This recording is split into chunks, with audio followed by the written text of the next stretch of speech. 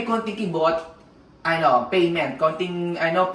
Kasi yung pagkatok sa mga tenant, hindi kami nagpapabayad sa pagkatok ng tenant sa payment, guys. So, wala kaming management fee at wala kaming per katok na payment. Charity lang kami at thank you so much lang ang bigay sa amin ng unit owner. Ganun. At minsan inabunuhan pa nga namin yung rent kasi yung iba nagbabayad. Installment lang. For instance, ang rent niya is 15,000 per month. So, ang iba nagbabayad lang ng 5K. So, instead na ibibigay ko yung owner ng 5K muna, inabunuhan ko na yun ng kompletong payment para at least ako na lang yung doon sa tenant. At minsan, in-inform ko na yung unit owner na ngayon, mahirap magpa-rent. Have patience lang kasi hindi naman pwedeng ipadlock mo right away yung tenant. So, tinatanong ko muna sila, ipapadlock ba natin kasi hindi pa nagbabayad. Ang unit owner naman, they're very, in fairness, they're very mindful. At sinasabi, Kat, ikaw nang bahala. Kasi tiwala naman sila. Trust lang. Dapat wala tayong trust issues sa bawat isa. Para at least, yung business, smooth lang siya. Wala tayong halong drama, walang kasi hindi naman tayo kailangan mag-stay sa drama kasi iikot naman ang mundo regardless kung anong nararamdaman.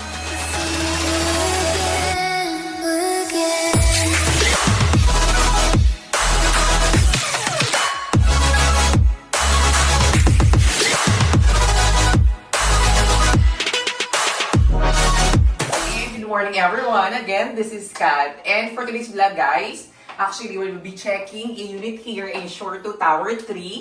And this one, ginamit ng kamag-anak ng unit owner yung unit. So, ngayon pa-parent out na natin ulit. But before, handle ko na to guys. So, it so happened lang after nung nawala yung Pogo. So, the unit owner decided na gamitin muna ng kamag-anak niya. Then afterwards, sabi niya, pwede na ngayon i-parent out. So, we'll be doing a update kung ano yung rent dito sa MOA area guys. And of course, magbibigay tayo ng pointers sa mga owner kung ano ang mas maganda, kung Airbnb or long term. So for this one, ang dami niya guys ng EPs. I don't know why, prone ang short to sa mga EPs guys. So we put in Avion. If you notice guys, ayan oh. Ayan, may mga Avion kami para sa mga EPs. So madami siya namatay na. It's basically, kasi may nag-view na dito, yun ang complaint ng nag-view kasi marami daw EPs. So, ibang ipis sana. So, nakikita nyo din yung ibang nag-ano na din siya. It's just wear and tear. Nag-ano na din yung wall. Nagbabakbak. Then, for this one, since I do the furnishing here, closer here. So, in steel, maganda pa rin ng gamit. It's very, very good. And this one, ang ganda pa rin ng sofa, which is nilabhan din namin kasi ang dumi-dumi nito, nagigitata. So, nilabhan namin. And one factor na kailangan yung piliin yung mga ganitong sofa, unlike doon sa nafo-fold na nagagawa na nalagay ng coffee table na mumurahin, is not really convenient at hindi siya applicable na ilagay sa unit kasi mabilis siyang masira. Kasi marami akong furnishing na ganun before, which is yung nafo-fold na turns into bed. Ang bilis niya masira at papalit kayo. Unlike nito, tingnan nyo guys, maganda yung quality nito in fairness. At yung ibang sofa namin na bago namin mga furnishing, maganda yung quality. So, ekes kayo doon sa nafo-fold na tigmumurahing Hindi na ako na ganyan gumagamit ng ganong sofa guys. Kasi inisip ko yung long term. Ayan. So, for this area guys, this is a living area. So, ito pa din yon. But maybe ayusin natin yung wiring doon sa tawag dito meron tayo ng tawag dito? I forgot. Drop ceiling. Ulihan sa kakawak ng bao. And this one, ang daming EPs, honestly. So, kailangan ko ulit siyang, ko na to, pinaklining ko na to kasi right after nang mag-move out, inaayos ko yung unit para at least pag-viewing maganda. It so happened lang na yung talaga, it's so, very prone ang short to sa EPs. Ayan. So, magpapapest control din kami dito. And, inayos din namin yung grease trap, nilinis din namin. Ayan, steel. And in fairness to this one, hindi siya ganun kaluma. So, aayusin lang namin yung mga bagay-bagay. For this toilet guys, eto siya. Siguro we have to repaint this one. Kasi pag nag-check ng tenant, siguro iisipin nila may leak yung unit. Kasi ang niya, ang itim-itim niya dito. Or may leak mark din dito eh. Ito din yung pangit talaga pag may leak yung unit unit nyo guys. Kasi, Diyos ko, parang doon kayo may stress sa leak talaga. Kasi so far, medyo madami yung leak ngayon na na-encounter ko, my God. And I'm not asking for a management fee for that. I mean, ina-ask namin yung leak, hindi kami nag-ask ng assistance. Kaya medyo na-stress din kami because kailangan namin. Ayun na, may mga ipis pa. Ayun na yung mga ipis pa.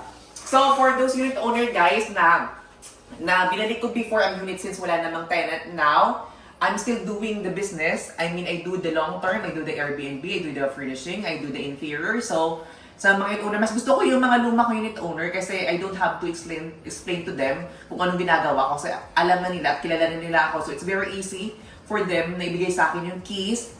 Katulad dito, binigay agad sa akin yung keys. Kat, ito na, sabi niya, umalis na yung kamag-anak ko. So, pwede na pa long term, ito na yung keys. Ganun lang siya kasimple. Kasi pag newly, hindi ako kilala ng mga unit owner, basically, ang dami nilang tanong, minsan hindi ko na masyadong entertain. Unlike ng mga dati, kasi ang dami kong handle before. I think I have 700 units before.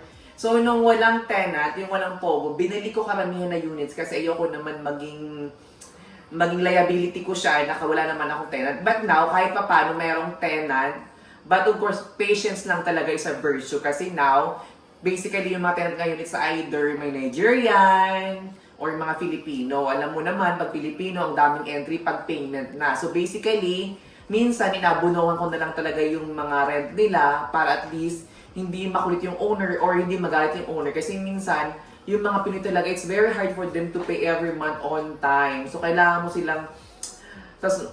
silang singilin from day to day. Yun ang nakakainis sa Pinoy talaga. Like ng Chinese naman, they are very good payer. Yung Pinoy, dami nilang entry pag payment na mga sakit-sakitan, mga kinumbulsyon, mga wala sa unit. Ang dami nilang entry as in ma-stress ka talaga. So, instead of passing the stress to the unit owner, minsan inaabunuhan ko na lang talaga. Now, that makes me good. Charing. And aside from that, I'm not asking any management fee until now, guys. So, basically, you can actually save those pesos na binabayad nyo sa management fee, guys. And still, this is the home entertainment. Ayan. Ayan, guys. At ang ganda pa rin ng drop ceiling in here. Tapos, this one is quite bigger. So, mas malaki siya compared than the usual unit. Ayan. Let's go here. Ayan, parang mga ipis. Ang daming ipis nila. Oh my God. Even sa mga Airbnb, yun ang number one talaga na concern ng mga guests sa short-to residences. Grabe yung ipis as in. So, let's go here. This is the bedroom area, guys. If you notice, guys, partition lang to because this one is short to residences.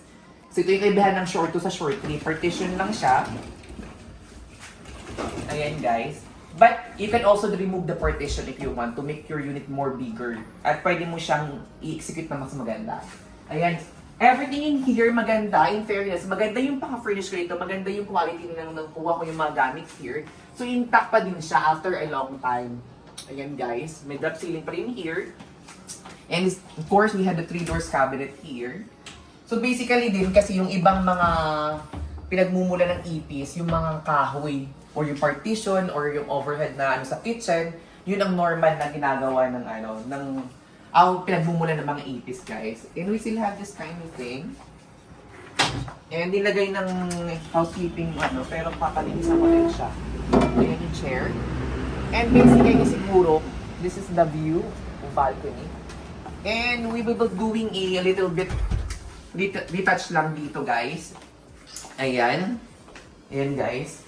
And of course, sa mga owner naman, if you are thinking na Airbnb yung units nyo, ito yung kailangan yung pointers na kailangan nyo i-consider, guys. For instance, pag mag-Airbnb kayo, dapat number 1 factor na i-consider nyo is maganda naka-interior ang unit nyo.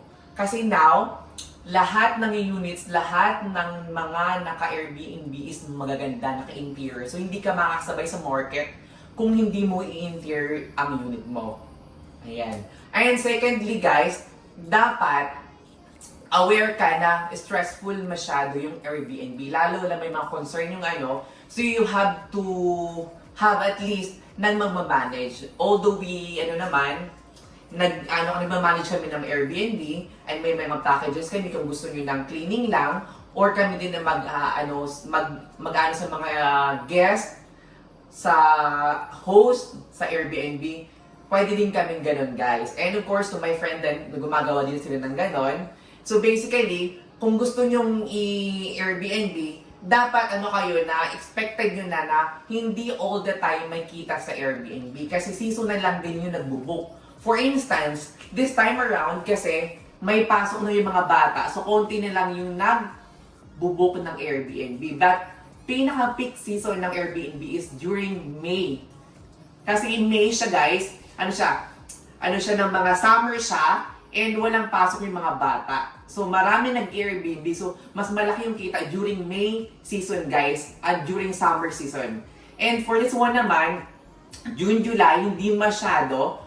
August, September, hindi din masyado. Seasonal kasi siya. Then, sa bare months naman, starting October, dun marami yung nagbubook. So make sure na mas maganda yung unit mo, mas maganda yung picture na pinost mo sa Airbnb para at least mabook ka. Kasi yun lang ang ng nag-guest yun lang makikita nila sa Airbnb na app, yung picture lang. So make sure nagandahan mo na yung picture mo, guys. And for those naman sa gusto sa long term naman, guys, eto yung kagandahan ng long term. Ang long term kasi, fixed na yung rate. So alam mo every month na makikitain ka ng ganito. So ang naman sa Airbnb, sa long term, at least, yung kita mo is fixed siya monthly, then wala ka masyadong expenses. Yun ang advantage naman ng long term. Kasi ang mababayad ng bills ay si tenant. Unlike sa Airbnb, si owner. Lahat ng repair si owner sa Airbnb, lahat ng bill si owner. Unlike sa long term, guys, may 1 month warranty lang ang tenant after nilang mag-move in. So the rest, sila na yung magbabayad or anything kailangan, sila na yung mag-fix sa unit. But depende pa rin yan. Subject for approval pa rin yan. Kasi may mga wear and tear naman sa unit. Depende na lang usapan niya ng tenant at saka ng lessor niya, guys. So, for this unit owner na sinoli ko before yung unit nila, na mas gusto ko silang balikan at gusto ko silang mas pa din. Kasi at least they know me personally at kilala nila ako. So it's very easy for them na makipag-transact sa akin. Lalo na yung mga nabalik ko yung susi before. So hopefully, sana mapiling niyo ako na charot. And of course, sa mga shoutout dyan sa mga walang bahay na kapintasan, perfect at pinagpala sa lahat. At pagtingin sa salamin, walang makita ang kamalian. Hello! Ayan, guys. And for the unit owner naman, this time around, kasi I build the trust to the unit owner. So, hindi ko na kailangan mag-explain. Kasi ang daming issue ngayon na binabato. But for now, hindi ko na kailangan mag-explain because they know me very well. So, tiwala sila sa akin. So, it's a very good thing na meron tayong trust both parties. At least mag-harmonious yung relationship natin, guys. Ayan. And for those na dun sa issue din na about sa Meralco bill, pwede nyo naman, guys, i-enroll yung Meralco sa app, guys. At pwede nyo namang bayaran automatic para at least lesson na din sa trabaho namin na pumunta pa sa aming Meralco at magbabayad din ng bill kasi hindi kami nag-charge. For instance, nagpabayad sa amin yung owner ng Meralco, hindi namin yan i-charge yung owner na merong management fee, merong pamasahe, kasi nag-effort kami pumunta na wala kami i-charge na gano'n. Even yung mag-deposit ng rent, yung mga owner kasi charge ng iba na pamasahe nila at mag-effort sila mag-deposit, hindi kami nag-charge. That's why, nasa-save ng unit owner ang binabayad nila sa agent sa gano'n. But, of course, yung iba, binibigyan naman kami, kinukusaan kami nila. Diba? Hindi kami konting kibot, payment, payment. Kasi yung pagkatok sa mga tenant, hindi kami nagpapabayad sa pagkatok ng tenant sa payment, guys. So, wala kaming management fee at wala kaming per katok na payment. Charity lang kami at thank you so much lang ang bigay sa amin ng unit owner. Ganun. At minsan inabunuhan pa nga namin yung rent kasi yung iba nagbabayad. Installment lang. For instance, ang rent is 15,000 per month. So, ang iba nagbabayad lang ng 5K. So, instead na ibibigay ko yung owner ng 5K muna, inabunuhan ko na yun ng kompletong payment para at least ako na lang yung doon sa tenant. At minsan, in-inform ko din yung unit owner na ngayon, mahirap magpa-rent, have patience lang kasi hindi naman pwedeng ipadlock mo right away yung tenant. So, tinatanong ko muna sila, ipapadlock ba natin kasi hindi pa nagbabayad. Ang unit owner naman, they're very in fairness, they're very mindful At sinasabi, Kat, ikaw nang bahala. Kasi tiwala naman sila. Trust lang. Dapat wala tayong trust issues sa bawat isa. Para at least, yung business, smooth lang siya. Wala tayong halong drama, walang ano. Kasi hindi naman tayo kailangan mag-stay sa drama. Kasi iikot naman ang mundo regardless kung anong nararamdaman mo. So instead, kasi yung mga tao minsan, greedy. So hindi sila masatisfy. Kasi greedy sila. Kahit andyan na sa kanila lahat, greedy sila, they will still ask so much.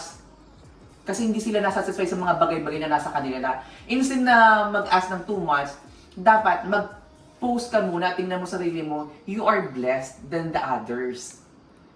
Check mo muna kung ano yung meron ka, na yung iba karamihan wala. And aside from that, kung dapat i-practice mo maging grateful, para at least mas maganda yung kakahinat na at ma-attract mo yung positive energy. At ma-attract mo yung genuine na happiness. Kasi yung iba, we can see, hindi naman sila, they say they are happy, they are feeling blessed, feeling lucky today. But deep inside, of course, hindi mo maluloko yung sarili mo. Kasi sarili mo yung ano mo, kung genuine yung happiness mo at the end of the day. And kung hindi naman nakaka-impact sa sa pagkatao mo yung mga bagay-bagay, hayaan mo, move on. Kasi hindi naman lang iikot sa'yo yung mundo. And may kanya-kanyang battle yung mga tao. So, at least, be kind. Kasi lahat ng tao may pinagdadaanan. So, maging ano ka, mindful enough para instead na maging greedy, maging grateful ka. At instead na maghanap ng mga bagay-bagay na wala, mag-isipin mo lang sa sarili mo na you are blessed. Diba? Diba napakseryoso ko today? Parang mapunta na ako sa ano. And that's it for today, guys. And for the unit owner, make sure na ang unit nyo maganda kung ipapa-Airbnb nyo kasi hindi din siya bookable pag hindi maganda. And to the unit owner naman na nagpapa-Airbnb, ongoing yung Airbnb na hindi naman kumikita, much better i-long term nyo, guys, yung unit nyo. Kasi mas maganda pa rin na i-long term siya kasi net na siya, every month may isipin kang kita compared dun sa Airbnb na by chance, kung hindi naman nabubuk, at least, you can find ways kung paano kumita. Yun ang ano ko sa mga unit owner ko. Honestly, I have so many Airbnb before. Pero yung mga unit owner na, unit na hindi masyado nabubuk, I would advise the unit owner na, Sir, hindi kumikita yung Airbnb natin. But if we do the long term, eto yung magiging kita mo monthly, then at least, hindi siya by a chance na may bubuk lang, doon ka lang kikita. May net ka na. Yun ang good thing din sa long term. So, I would suggest sa mga nag-Airbnb na hindi naman kumikita, i-shift nyo na yung unit nyo sa long term, guys. Ayan. So, kasi kailangan natin mag-adjust. Hindi pwedeng sila yung mag-adjust. Ayan. Adjustment lang, guys. At konting be kind. Mga ganun lang ang atake natin today. And that's it for today, guys. And hopefully, you are having a good day. And kung hindi naman good day, depende na yan sa approach mo. Kasi, kung bad day naman, pwede mo naman siyang i-approach ng in a good way na baka naman may mga good thing happens later on. Ayan. Thank you so much and have a nice day, everyone.